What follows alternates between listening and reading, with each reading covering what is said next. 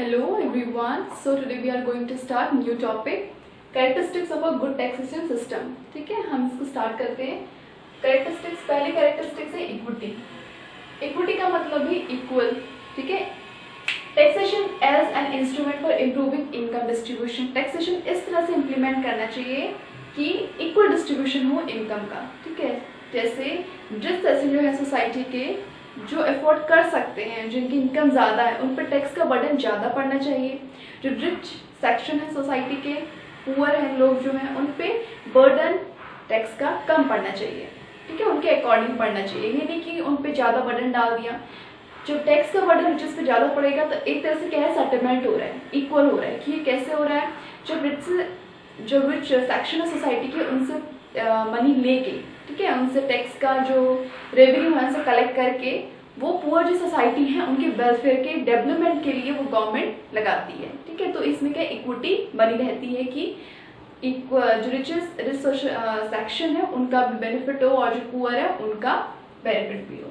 फिर elasticity of taxation, progressive taxation of income and wealth. Elasticity मतलब कि लचीलापन, हिंदी में अगर मैं कहूँ तो लचीलापन. टैक्स का जो सिस्टम है वो इस तरह से होना चाहिए कि वो इजीली फ्लेक्सिबल हो, मतलब फ्लेक्सिबिलिटी होनी चाहिए उसमें. अगर वॉर के टाइम पे कभी गवर्नमेंट को ज़रूरत पड़ गई ज़्यादा टैक्स की, वो टैक्स का जो रेट है वो उनके इंक्रीज कर दिया, तो पीपल एबल हो उस टैक्स को पे करने के लिए. ठीक है, प्रोग्रेसिव टैक्सेशन सिस्टम होना चाहिए. प्रोग्रेसिव टैक्सेशन सिस्टम का मतलब हो कि जैसे जैसे हमारा इनकम इंक्रीज हो रहा है, ठीक है, पीपल का, वैसे वैसे टैक्स का जो रेट है वो भी इंक्रीज हो. ठीक है, कन्वीनियंट मतलब कि टैक्स को पे करने में हमें कन्वीनियंट हो, आसानी हो, जिसको हम टैक्स पे कर सकें. ऐसा ना हो कि हमको पता ही नहीं कि टैक्स कैसे पे करना है. कन्वीनियंसी होनी चाहिए. ठीक है, किस तरह से टैक्स को पे करना है, एक सिंपल पर्सन भी उस टैक्स को पे कर पाए. काउंटर इन्फ्लेशनरी या फिर इकोनॉमिक स्टेबिलिटी. ठीक है, टैक्सेशन सिस्टम इस तरह से होना चाहिए कि इन्फ्लेशन और डिफ्लेशन जो एक मार्केट में, ठीक है, आपने देखा होगा कभी इन्फ्लेशन और डिफ्लेशन जो मार्केट को बहुत ज़्यादा होता है, तो क्या है, उससे इकोनॉमिक स्टेबिलिटी बनी रहनी चाहिए. इन्फ्लेशन का मतलब होता है कि जैसे मान लीजिए कि जैसे जैसे इनकम इंक्रीज होती है पीपल की, वैसे वैसे क्या होता है, प्राइजेस में इंक्रीजमेंट आता है. जैसे मैं कहा ना कि जैसे जैसे इनकम इंक्रीज हुई पीपल की, वैसे वैसे प्राइजेस में भी इंक्रीजमेंट आता है. तो जो रिच पर्सन है वो तो अफोर्ड कर सकते हैं. अगर मान लीजिए किसी गुड का प्राइस पहले 10 रुपीज़ था और उसके बाद बढ़ के उसका प्राइस 20 हो गया, तो जिनकी इनकम इंक्रीज हुई है उसके अकॉर्डिंग वो तो अफोर्ड कर सकते हैं. मीन्स रिच सोसाइटी अफोर्ड कर सकती है, लेकिन पुअर सोसाइटी क्या अफोर्ड कर सकती है, जो जिस 10 का मिल रहा है वो 20 का मिले, फिर 30-40 से बढ़ते जाए, कि वो अफोर्ड कर पाती नहीं कर सकती है वो अफोर्ड. तो इसी इसका मतलब क्या हुआ कि प्राइस इंक्रीजमेंट होना, ठीक है, मार्केट में, तो वो क्या शो करते हैं, इन्फ्लेशन. इन्फ्लेशन जो होता है वो डेवलपिंग कंट्री के लिए बहुत ज़्यादा खराब होता है. ठीक है, और डिफ्लेशन भी खराब होता है, बहुत ज़्यादा रिसेशन जो आता है. ठीक है, दोनों में क्या होना चाहिए, बैलेंस होना चाहिए. ना बहुत ज़्यादा इन्फ्लेशन, ना बहुत ज़्यादा डिफ्लेशन होना चाहिए. दोनों में स्टेबिलिटी, इकोनॉमिक स्टेबिलिटी बनी रहनी चाहिए. इस टाइप का टैक्सेशन सिस्टम होना चाहिए.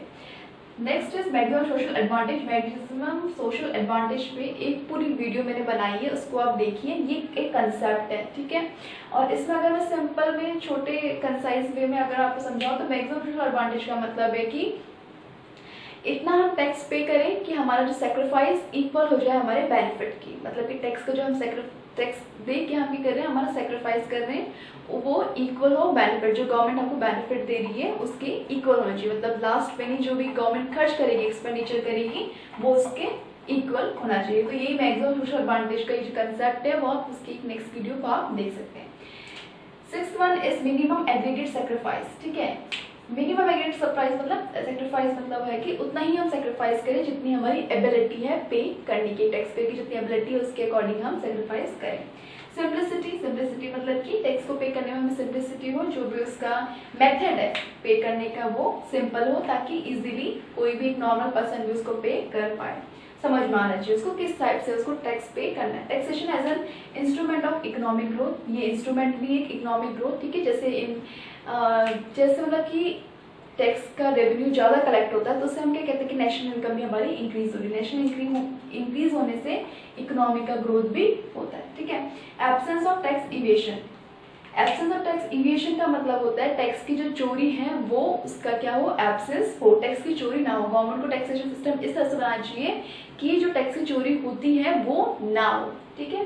प्रोडक्टिविटी का मतलब है कि डेफिशिएंट फाइनेंसिंग, मतलब गवर्नमेंट को जो रेवेन्यू कलेक्ट कर रही है वो उसके एक्सपेंडिचर से मीट, मतलब जो भी इसका एक्सपेंडिचर है उससे वो मीट आउट करना चाहिए। अगर मीट आउट नहीं करेगी, बहुत ज़्यादा अगर लॉस उसको हो रहा है कि एक्सपेंडिचर खर्चे ज़्यादा है और रेवेन्यू जिसने कलेक्ट कर रखा है वो कम है गवर्नमेंट का, तो उससे क्या होगा, डेफिशिएंट फाइनेंसिंग देखने को मिलेगी। डेफिशिएंट फाइनेंसिंग होगी तो उससे क्या होगा, एक तरह से घाटे में जाएगी और उसको लोन लेना पड़ेगा उन एक्सपेंडिचर को पूरा करने के लिए। तो इसलिए जो टैक्सेशन सिस्टम होना चाहिए वो होना चाहिए प्रोग्रेसिव टैक्सेशन सिस्टम होना चाहिए। प्रोग्रेसिव टैक्सेशन सिस्टम मतलब कि जैसे जैसे इनकम इंक्रीज होती है पर्सन की, वैसे वैसे टैक्स का जो रेट है वो भी इंक्रीज होना चाहिए उसके अकॉर्डिंग। ये नहीं कि इसमें बर्डन बहुत ज्यादा पड़ जाए।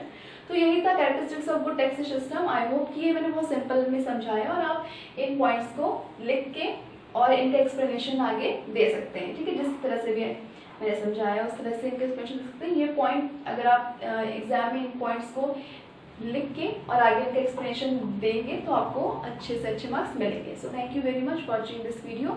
और आपको वीडियो अच्छी लगी हो तो प्लीज़ सब्सक्राइब कीजिए और अपने वैल्यूबल कमेंट्स दीजिए। और कोई टॉपिक अगर आप चाहते हैं कि मैं उस पर वीडियो बनाऊँ तो आप ज़रूर लिखिए। Thank you so much, have a good day.